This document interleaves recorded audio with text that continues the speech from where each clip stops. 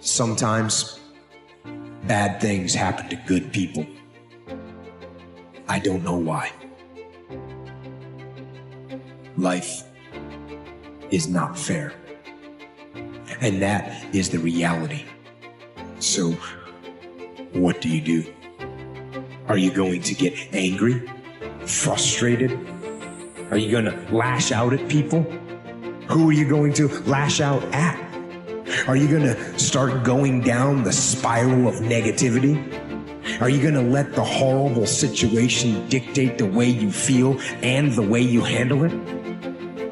Or are you going to lead? Are you going to face this issue with courage and resolution? I say lead. Lead. Step up. Be the one who people look to. Absorb the impact and the negativity. Draw fire. You have to consider the price you pay for inaction. People presume that inaction has no cost. You don't get to not make a choice. Not making a choice is still making a choice. Every minute that goes by, this decision is undone, is a choice. Absolutely everything that has happened to you in your life has happened for a reason. You can see that everything is a dot on the map that has led you to this exact moment.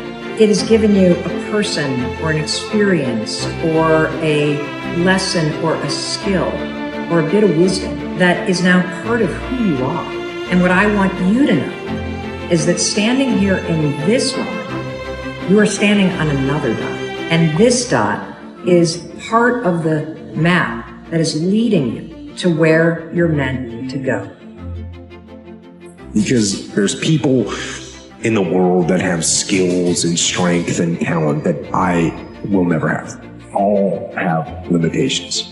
Does that mean that I quit? Of course not. I'm gonna try to be the best that I can be. The strongest, the fastest, the smartest. That's what I'm gonna go for. It is possible. How close can I get to that greatness? Must be something deeper than what money is. Something bigger than what's on the face of a dollar. The one thing that is bigger is the face that you see in the mirror. Something inside of the soul that only you and God can see, and it says, there's deeper meaning to life than the job. There's more to you than the dollar amount. You got to get into your calling. You got to get into the thing that you were chosen to do. And the only way you do that is you got to get off the bench. No matter what's going on in your life is not permanent. Everything is going to change. So there's two things you can do with change.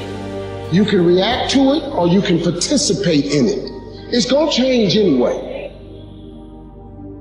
I'm talking about making a promise to yourself. So if you say, I'm going to go work out at this time, keep that promise. I'm going to eat this kind of food, keep that promise. I'm going to eliminate social media, keep that promise. I'm going to eliminate these negative people, keep that promise. And when you start making promises, small, tiny promises that seem insignificant right now, but over time stack up and build massive confidence, that's what you're doing. Because your confidence is really your reputation with yourself.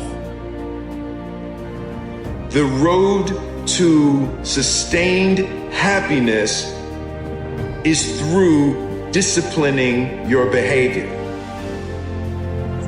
And so when you are confident, you will experience temporary defeat.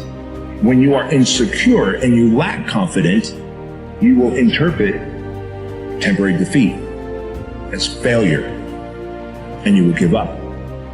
And that is how people become average. That is how people stay average. And that is how years will go by and you will see that person and go, man, they had so much potential and for some reason failed to launch in life. And it is because they accepted doubt and they eroded confidence. What's most real might be what's there when the times are hardest. That's a different concept than, the material is what's real. It's like, no, what's real is what sustains you through the worst catastrophe.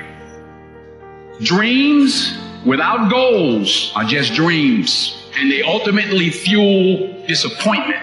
In order to achieve your goals, you must apply discipline and consistency. Discipline eats motivation for breakfast. You don't need motivation. It's great if it arrives. It's some extra fuel on the fire. But discipline is the thing that you need. What would you tomorrow want you today to do? You tomorrow would want you to keep that promise to yourself. And it's why discipline is so much more valuable